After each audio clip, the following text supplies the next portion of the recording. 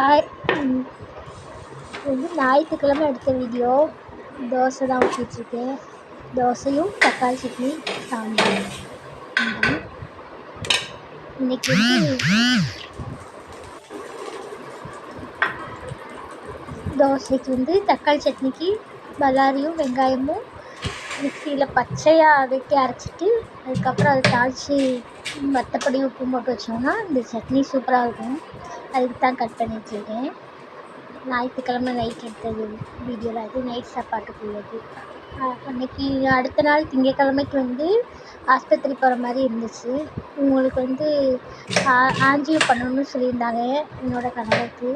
அதுக்கப்புறம் அங்கே போகணுன்றதுக்காக நைட்டுக்கே கொண்டக்கடலைலாம் ஊற வச்சேன். கொண்டக்கடலை பிரியாணி போட்டுட்டு அதுக்கப்புறமா மாவெல்லாம் அரைச்சி வச்சுட்டு போயிடுவோம், நைட்டுக்கு தேவைப்படும் அப்படின்ட்டு மாவெல்லாம் உளுந்து அரிசி எல்லாம் போட்டு உரம்லாம் போட்டு வச்சு காலையில் அரைச்சிருவோம் அப்படின்ட்டு. எப்பப்போ வரணும்னு தெரியலையே ஆஸ்பத்திரிக்கு போனால், அதனால்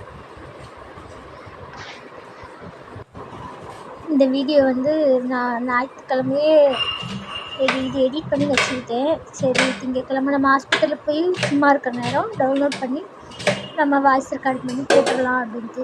ஆனால் போட முடியல, நேரம் இல்லை, டவர் இல்லை. இந்த முட்டை தோசை நான் ஊற்றிக்கிட்டு இருக்கும்போது மிளகுத்தூளும் உப்பும் போட்டிருந்தேன் முட்டைக்கு. அதுக்கப்புறம் உப்பு தட்டும் போது அந்த மூடியோடையே சேர்ந்து இப்போ அப்படியே தட்டிட்டு, யாருமே இது மாதிரி பண்ணிடாதீங்க. அப்புறம் அந்த உப்பு எடுக்கிறதுக்கு ரொம்ப கஷ்டமாக இருந்துச்சு எனக்கு. அவ்வளோத்தையும் அள்ளிட்டு அதுக்கப்புறம் முட்டையை நல்லா இது பண்ணி எல்லாம் இடமாக்கிட்டு அதுக்கப்புறம் இது பண்ணிவிட்டு அவ்வளோ உப்புமே எடுத்துகிட்டேன். கொண்டு விடாமல் கஷ்டமாக இருந்துச்சு. இது மாதிரி யாரும் பண்ணாதீங்க. மூடி திறந்துருக்கா நல்லா அடைச்சிருக்கான்னு பாருங்கள். ஏன்னா குட்டி குட்டியாக அந்த ஓட்டை இருக்கா, நம்ம நல்லா நீட்டாக புஷ் பண்ணி போடும் போது அது வந்து டக்குன்னு இதாகிடுச்சு, திறந்துருச்சு. அதுக்கப்புறம் முட்டை தோசை ஊற்றி வச்சு ஒரு வேலையாக தோசை ஊற்றி பாக்ஸில் எடுத்து வச்சுட்டேன். அது ஹாஸ்பிட்டலில் வந்து ஆஞ்சியோ பண்ணணும்னு சொன்னோன்னே ரொம்ப மனசு கஷ்டமாக இருந்துச்சு. ஒரு அடப்பு இருந்துச்சுன்னா ஆப்ரேஷன் பண்ணணும், 1,80,000 ஆகும். 2 பண்ணணுன்னா 2 அடப்பு இருந்துச்சுன்னா 3,00,000 ரூபாய்க்கு ஆகும். நாங்கள் அழுகையாக வந்துருச்சு. ஆனால் நான் கும்பிட்ற சிவபெருமான் வந்து காப்பாற்றி விட்டுட்டார். எல்லோரும் சேர்ந்து கும்பிட்டாங்க. என்னோடய கணவருக்கு வந்து இது இல்லை, நார்மலாக இருக்கும், மாத்திரையிலே சரியாயிடும் அப்படின்னு. கடவுள் வந்து ரொம்ப சோதிக்கார், ஆனால் கைவிடலை. கடவுள் எப்படியோ காப்பாற்றிட்டார். அதே மாதிரியே நாங்கள் வர்ற வரைக்குமே ரூபாய் நிறையா தான் செலவாச்சு. கடவுள் வந்து அதையுமே யார்கிட்டையும் வாங்க விடாமல் நாங்களாகவே கட்டிட்டோம்.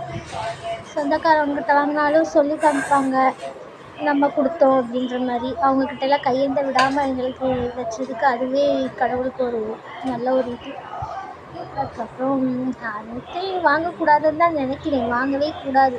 அந்த அளவுக்கு வாங்காத அளவுக்கு நம்மளை கடவுள் வச்சுருக்காரா, ஏதாவது ஆஸ்பத்திரி எமர்ஜென்சி கூட அப்படின்னு வச்சுக்க வேண்டியதான்.